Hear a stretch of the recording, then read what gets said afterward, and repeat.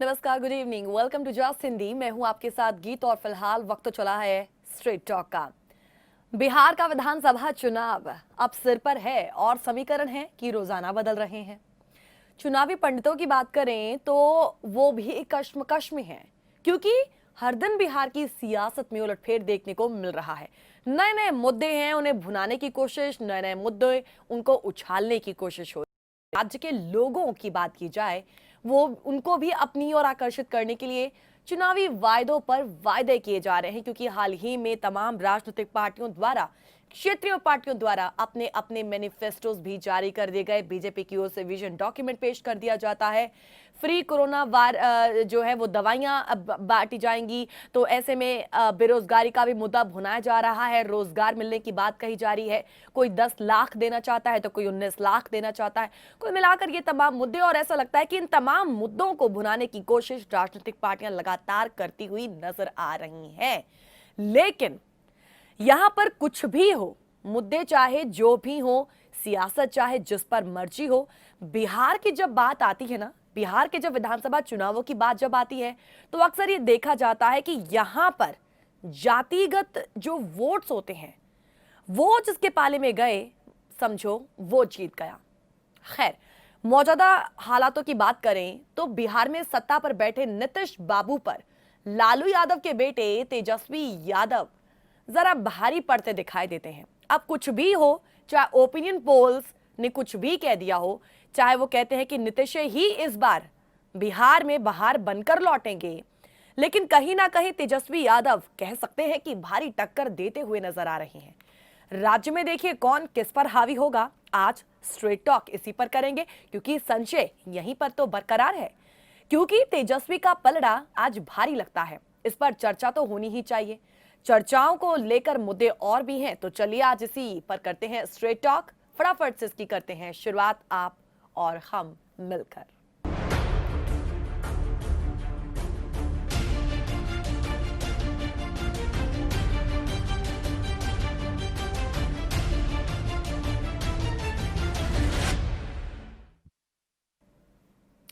Bihar election 2020 जैसे जैसे पास आ रहे हैं, और वैसे वैसे अब तो दिल की धड़कनें तमाम इन राजनीतिक पार्टियों के जो बड़े नेता हैं, बड़े जो चेहरे हैं, उनकी भी धड़कनें अब तेज होती होंगी, हार्ट भी तेज हो जाती होगी कि अब जो है वो तस्वीर किस तरीके की होगी, किसका पलड़ा जो है वो आने वाले वक्त में भाई रहेगा। और देखा जाए तो ये सभी they are so confident about this elections for their victory. लेकिन कहीं ना कहीं ऐसी चीजें बीच में हैं जो पासा पलट भी सकती हैं। तो आज हम उन्हीं पर बात करने वाले हैं। बिहार इलेक्शन 2020 कौन किस पर भारी, और इसमें सिर्फ हम बात तेजस्वी यादव की नहीं करेंगे, इसमें बात हम सिर्फ और सिर्फ नीतीश कुमार की नहीं करेंगे। तो और हम किन की बात आज करने वाली हैं, उन्हीं को लेकर तमाम बड़े सवाल आप ही के लिए। जरा गौर फरमाइएगा इन सवालों पर, उसके बाद प्रोग्राम के दायरे को हम आगे बढ़ाते हैं। इन सवालों पर आप हमें कॉल कर कर अपनी राय हमारे साथ साझा कर सकते हैं, यदि आप बिहार इलेक्शंस में दिलचस्पी रखते हैं और आप भी अपना जो है ओपिनियन जाहिर करना चाहेंगे हमारे साथ। कॉल कर कर अपना जो थॉट है वो हमारे साथ शेयर करना चाहेंगे कि इन बिहार इलेक्शंस को लेकर आपके दिमागों में क्या चल रहा है, आप क्या इन इलेक्शंस को लेकर सोचते हैं। तो आइए फटाफट से उन सवालों पर एक नजर डाल लेते हैं।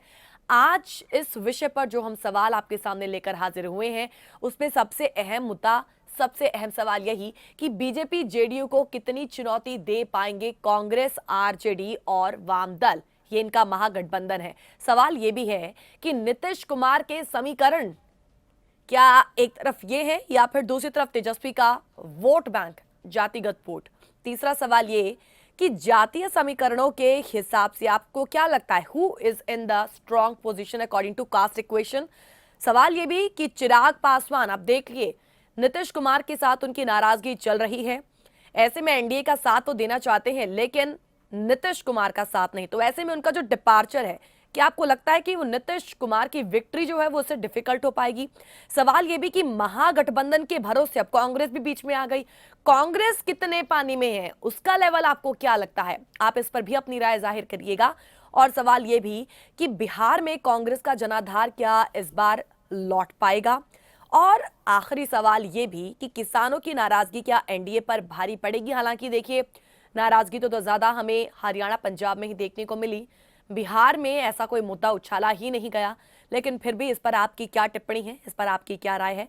आप हमें कॉल कर कर अपनी राय हमारे साथ साझा कर सकते हैं। तो ये तमाम अहम सवाल जो आज के इस विषय से जुड़े हुए हैं, बिहार इलेक्शन 2020, कौन किस पर भारी। बात सिर्फ नीतीश कुमार की नहीं, बात सिर्फ तेजस्वी यादव की नहीं, बात हम कांग्रेस की भी करेंगे, बात हम महागठबंधन की करेंगे, बात हम जातिगत समीकरणों की भी करेंगे, यानी कि कास्ट इक्वेशन की भी करेंगे, जो हर बार बिहार में बहुत ज्यादा हावी रहता है जब जब इलेक्शंस आते हैं।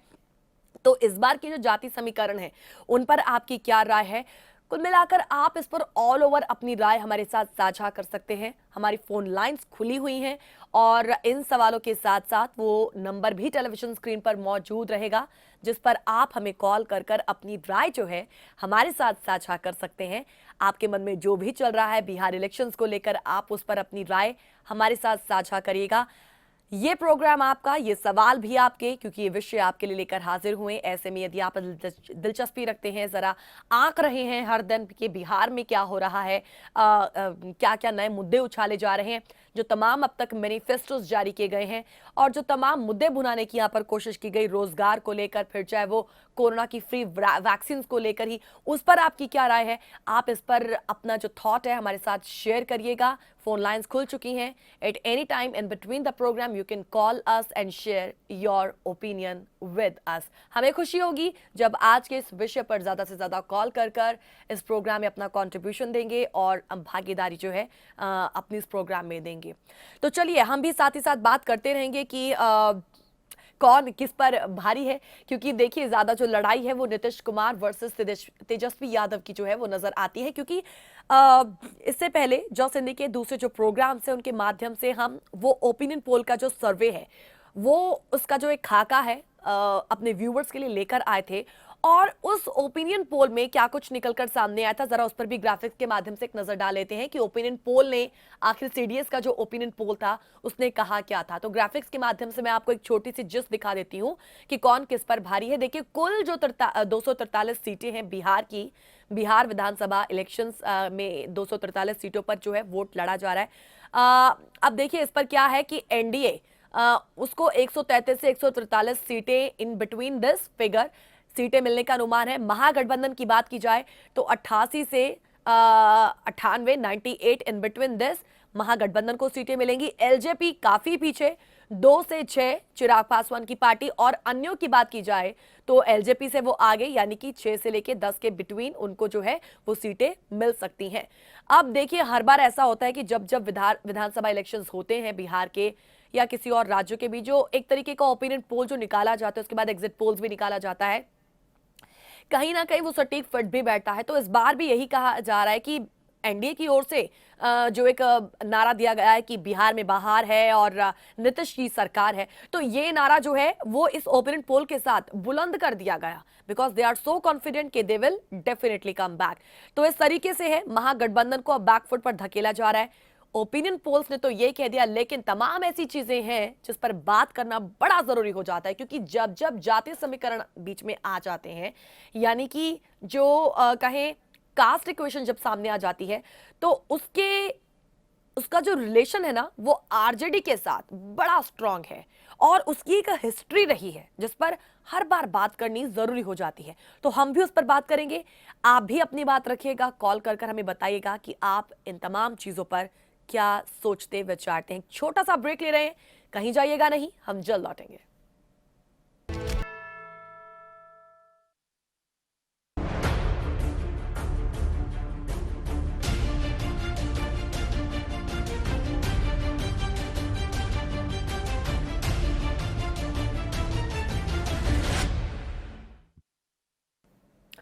बिहार इलेक्शन 2020 कौन किस पर भारी, आज इसी पर हम कर रहे हैं स्ट्रेट टॉक और welcome back after the break.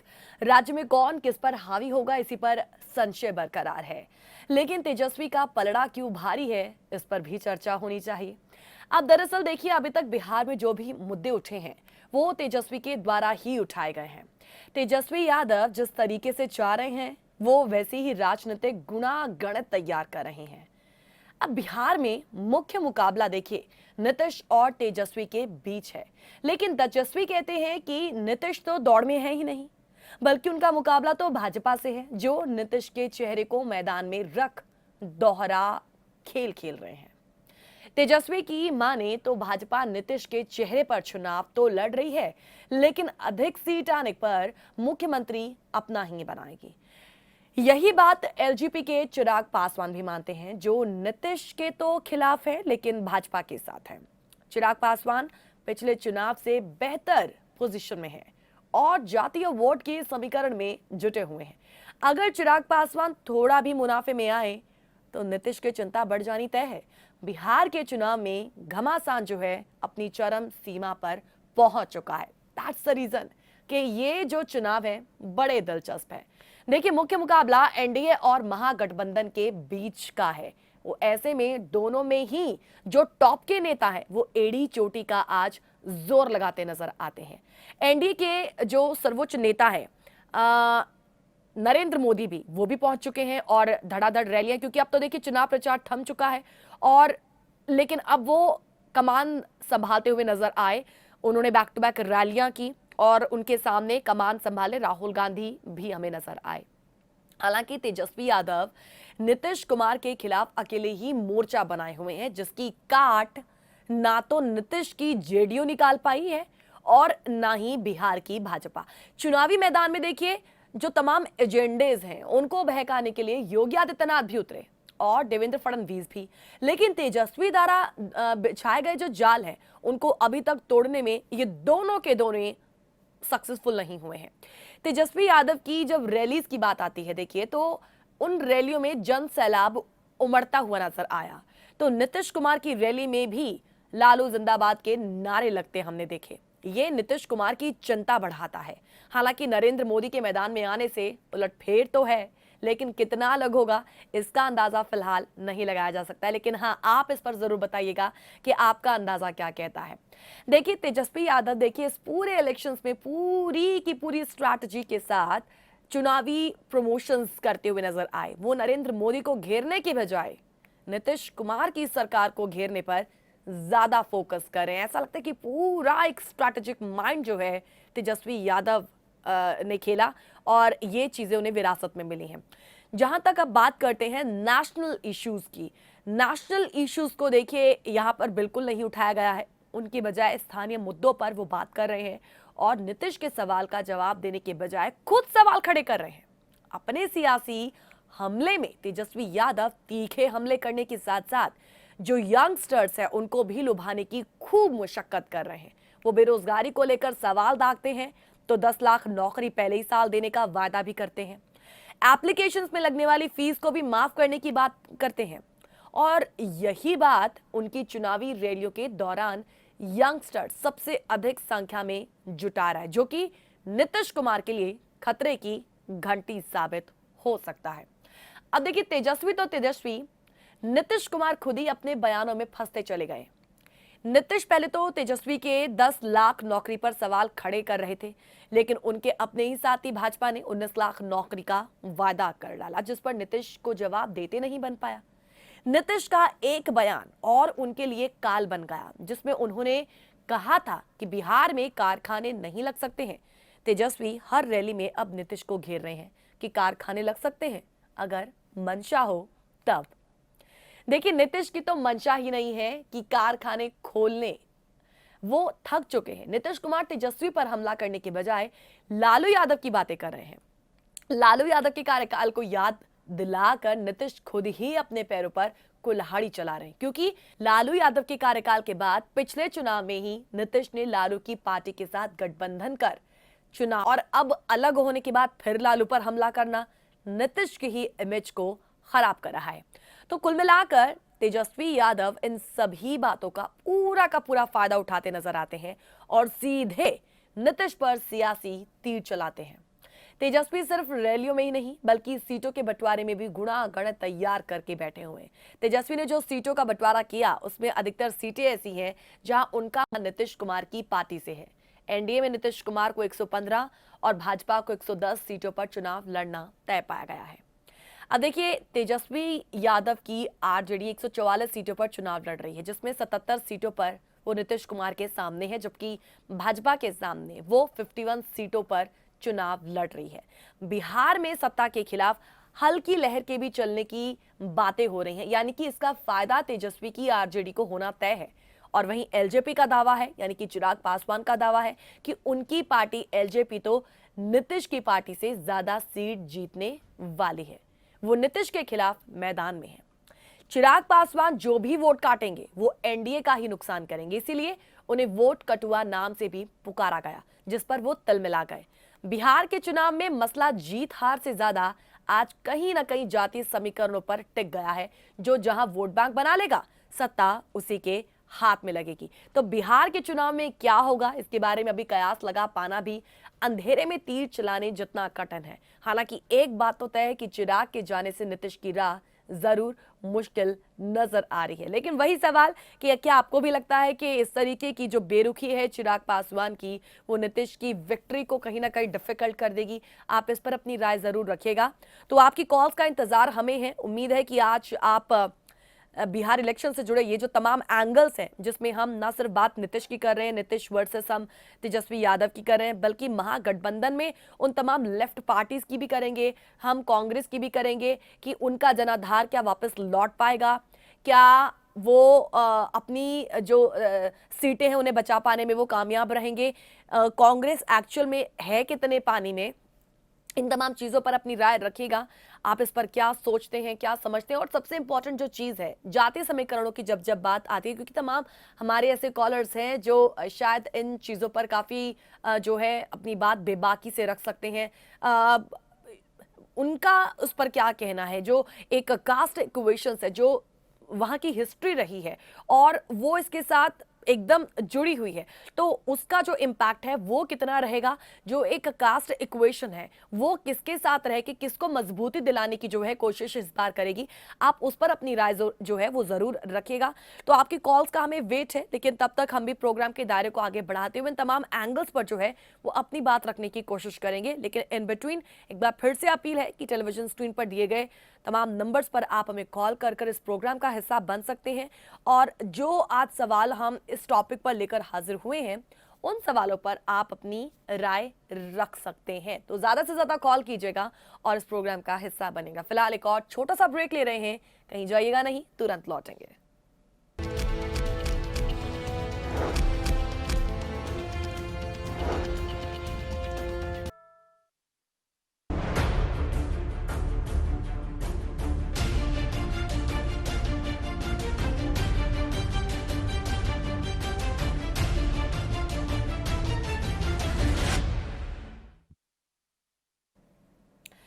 Break के बाद एक बार फिर से आप सभी का स्वागत करते हैं प्रोग्राम स्ट्रेट टॉक में। बिहार इलेक्शन 2020 कौन किस पर भारी, आज इस पर लगातार बात कर रहे हैं। और अब आज हम उस मुद्दे पर बात करेंगे, उस पहलू पर बात करेंगे जो इसकी हिस्ट्री बन चुका है, बिहार की एक हिस्ट्री बन चुका है। यानी कि बिहार की राजनीति में जाति कितनी अहम, जातीय समीकरणों के हिसाब से किसका पलड़ा भारी।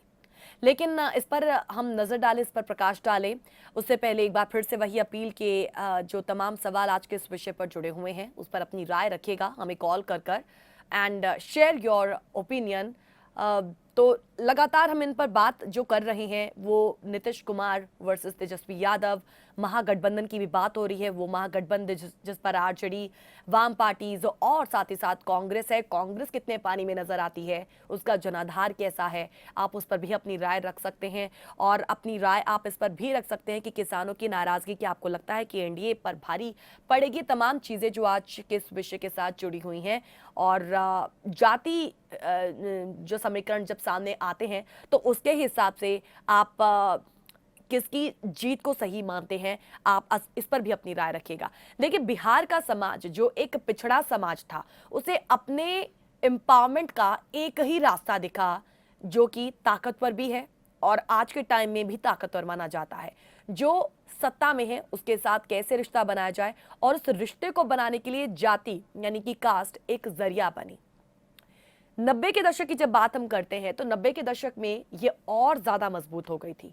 बिहार चुनाव में कास्ट के दखल को कुछ राजनीतिक एक्सपर्ट्स अपने अलग अलग नजरिए से देखते हैं। वो नजरिया कैसा है उस पर हम बात जरूर रखेंगे। फिलहाल हमारे कॉलर हमारे साथ जुड़े हुए हैं, आइए उनसे जानते हैं वो आज के इस टॉपिक पर क्या सोचते हैं, समझते हैं। नमस्कार सतीश चंद्र जी, बहुत बहुत स्वागत है आपका स्ट्रेट टॉक में। नमस्कार गीत जी। बस दो मुद्दे मैं कहना चाहूंगा आज के विषय पे। जी सर। आज से तकरीबन 20 एक साल पहले जब बिहार में इलेक्शंस हुआ करते थे ना, तो बिहार में अक्सर कहा जाता था समोसा बिन आलू, बिहार बिन लालू, ये हो ही नहीं सकता। यानी कि उस जमाने में श्री लालू प्रसाद जी का इतना वहां पे प्रभाव था राजनीति के क्षेत्र में, हर एक क्षेत्र में, कि उनके बिना बिहार में कोई ही गतिविधि हो ही नहीं सकती थी। वाकई में कहते हैं कि पत्ता भी नहीं हिल सकता था जी। ये था उनका प्रभाव उस समय का। गीत जी, उस समय इलेक्शन के वोट डाले जाते थे तेरी जात देख के। अब इलेक्शन होते हैं मेरी बात के ऊपर। अब तेरी जात के ऊपर नहीं, अब मेरी बात के ऊपर। इसलिए देखिए कि आज लालू जी का चित्र ही गायब कर दिया उनके पोस्टर से। आज Nitish Kumar sitting chief minister होते हुए शर्म की बात है कि उनकी पार्टी ने उनका चित्र ही गायब कर दिया उनके पोस्टर से। गीत जी, ये जागृति है, ये जागृति है आज के युवा की, एक उस प्रांत की जहां से हमारे भारत के सबसे सम्मानीय पहले भारत के राष्ट्रपति आए थे, डॉक्टर राजेंद्र प्रसाद। ये वो धरती है ज्ञानियों की, ये वो धरती है त्यागियों की, जिन्होंने भारत के उस वक्त स्वतंत्रता संग्राम में योगदान दिया, दिल जान से दिया, पूरे सम्मान से दिया, और सबसे बड़ी बात बिना किसी आशा के दिया। उस वक्त अपना कर्तव्य समझ के अपनी जान न्यौछावर की कि हमें देश आजाद करवाना है।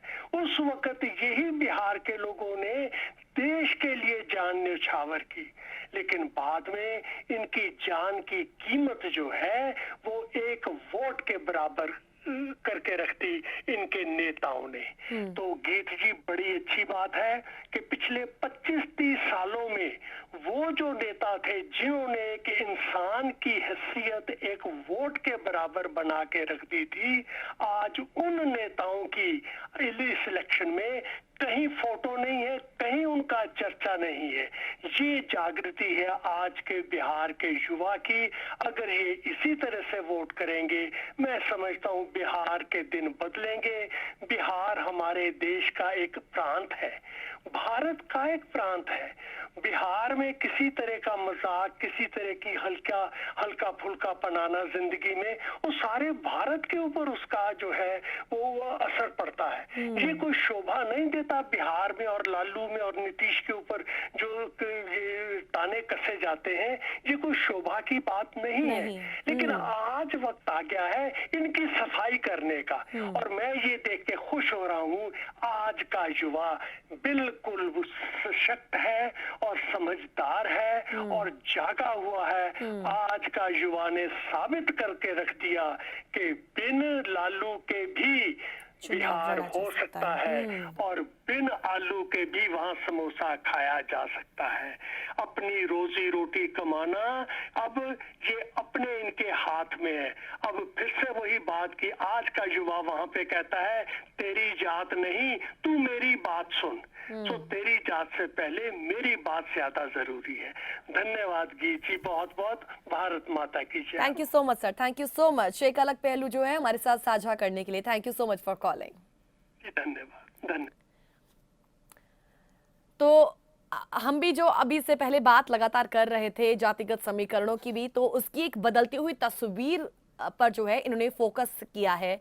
तो क्योंकि ब्रेक में जाने से अभी फिलहाल एक छोटा सा ब्रेक का वक्त तो चला है, लेकिन उससे पहले क्योंकि हम ये बात छेड़ रहे थे कि एक जो जाति समीकरण है उसके हिसाब से अब तक की क्या हिस्ट्री रही है और आगे आज भी वो जो है वो किस तरीके से भारी पड़ रहा है, और उसके हिसाब से who is in the strong position in this elections, तो इस पर भी बात करना जरूरी हो जाता है। क्योंकि इस पर हम अपनी राय नहीं, हम इस पर उन तमाम राजनीतिक एक्सपर्ट्स की राय जो है आपके साथ साझा करेंगे जो इस मुद्दे पर क्या कहती है। लेकिन उससे पहले फिर वही अपील कि आप इन तमाम चीजों पर क्या सोचते हैं, उस पर अपनी राय जो है हमारे साथ जरूर साझा कीजिएगा, हमें कॉल कर। फिलहाल एक छोटा सा ब्रेक ले रहे हैं, कहीं जाइएगा नहीं, हम तुरंत लौटेंगे।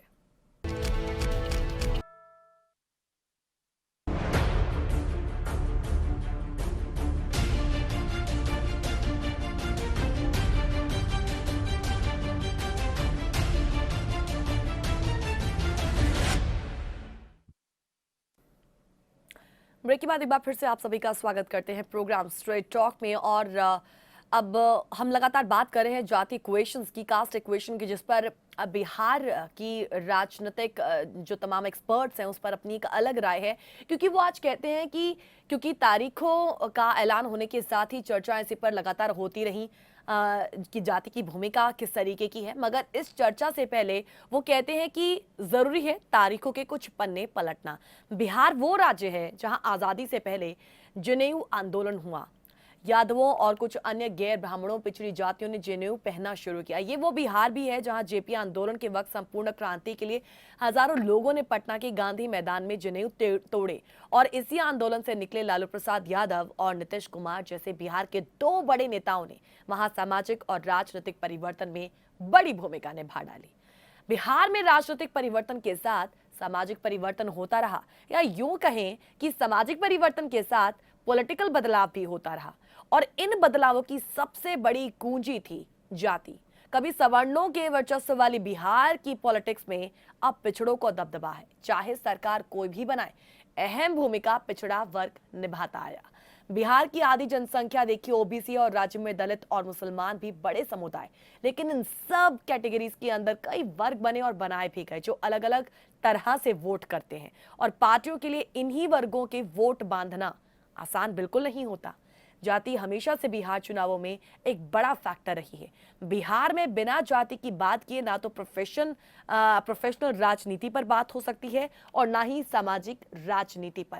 कहने का मतलब वो ये बताते हैं कि अगर किसी विभाग में, अगर किसी डिपार्टमेंट में कोई नियुक्ति भी होती है तो भी जाति का ध्यान रखा जाता है। आज भी बिहार में इस वक्त राजनीति ट्रायंगल है, जिसमें बीजेपी, जेडीयू और आरजेडी मेन लीड में है। जब जब इनमें दो पार्टियों ने हाथ मिलाया वो सत्ता में आए, और इस हिसाब से उन्हें इस वक्त एनडीए का पलड़ा भारी लगता है।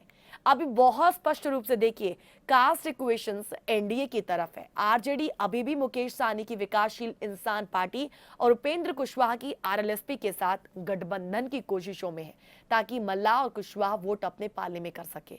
कांग्रेस पार्टी के पास अब बिहार में सबंध भी नहीं रहा, जब आरजेडी को लगता है कि उनकी पार्टी का उम्मीदवार जीतने की सिचुएशन में नहीं, जहां वो कांग्रेस को सीट दे देते हैं। कांग्रेस की एक रेनबो जो पोजीशन है वो बनी हुई है। सभी कास्ट का कुछ ना कुछ वोट उन्हें जरूर मिलता है, हालांकि वोट परसेंटेज बहुत कम हो चुका है। फायदा बस ये होता है कि आरजेडी और कांग्रेस जब एक हो जाते हैं तो मुसलमानों का वोट एक जगह हो जाता है। कांग्रेस की वजह से कुछ सवर्णों का वोट भी आरजेडी की तरफ आने की गुंजाइश रहती है। अलग अलग जातियों का छिटका हुआ वोट कांग्रेस के पास जमा हो जाता है। तमाम कास्ट इक्वेशंस की अगर हम जब बात करते हैं तो इसमें अगड़ी जातियों की बात भी कही जाती है। एक समय था जब कांग्रेस का जमाना था, फिर सियासी चक्र ऐसा घूमता है कि पिछड़ी जातियां फ्रंट पर आ गई और कांग्रेस का सामाजिक आधार खिसक कर पॉलिटिक्स के हाशिए पर जा लगा। अब राज्यों की सत्ता शीर्ष तक पहुंचाने में जातीय संख्या बल्कि एक बहुत डिसीजन मेकर भूमिका में है, और वो कहते हैं कि अंगड़ी के वो कांग्रेस दिन यहां लौटने से रहे। खैर जो भी हो, दौते बिहार में इस बार हो रहे चुनाव से जुड़े कांग्रेस के कुछ मुद्दों पर, और इसे लेकर सबसे आश्चर्य भरा प्रश्न यही सामने आया कि कांग्रेस 70 सीटों पर लड़ रही है। राज्य विधानसभा चुनाव के प्रमुख राजनीतिक दलों में कांग्रेस यहां शुमार तो है, पर बीमार सी नजर आती है। जैसे भी सवाल उसे लेकर आज बने हुए हैं। इस राज्य में सियासी जनाधार खोते जाने वाली उसकी ये बीमारी उसे 3 डेकेड्स पहले से ही लगी हुई है, क्योंकि संगठन और नेतृत्व संबंधी कमजोरियों ने उसे सशक्त हो चुके अपने कॉम्पिटिटर्स ग्रुप से मुकाबले के लायक भी नहीं छोड़ा। इनफैक्ट बीच में 2 बार कोइंसिडेंस ऐसे भी सत्ता समीकरण बने जब राज्य सरकार में साझेदार होने का मौका उसे हाथ लगा। गैर कांग्रेसी या कहीं समाजवादी जमातों के कर्पूरी ठाकुर जैसे जमीनी नेताओं ने सबसे पहले यहां कांग्रेसी सत्ता को झटका देना शुरू किया। फिर लालू यादव के उदय वाले 90 के दशक से लेकर नीतीश कुमार के मौजूदा शासनकाल तक कांग्रेस यहां गठबंधन आश्रित जो पिछलगू पार्टी है उनकी भूमिकाओं में ही सिमटी रही। और ऐसी सूरत में क्या कांग्रेस उन 70 विधानसभा सीटों को संभाल पाएगी, उसे मैनेज कर पाएगी, जो राष्ट्रीय जनता दल की अगुवाई वाले बड़े अलायंस के घटक होने के नाते उसे चुनाव लड़ने के लिए आज मिली है एक ट्रस्ट के साथ। कांग्रेस का जनाधार क्या लौटेगा, ये तमाम अहम सवाल ये भी कि क्या कांग्रेस में क्या बिहार में कांग्रेस के खिसके हुए जनाधार और मंद या कुंद पड़े हुए प्रदेश नेतृत्व में सुधार की किसी तरीके की कोई गुंजाइश बनती है? शायद से तब तक बिल्कुल भी नहीं जब तक पार्टी का मौजूदा रवैया इसी तरीके का रहेगा जो आज बना हुआ है और उसमें किसी भी तरीके का कोई चेंज नजर नहीं आता है। इस पार्टी का देखिए पहले जैसा जन समर्थन जब टूटने बिखरने लगा तब से लेकर अब तक यही लगता रहा कि मृतप्राय बिहार कांग्रेस में नई जान फूंकना उसके केंद्रीय नेतृत्व की प्रायोरिटी लिस्ट में ही है।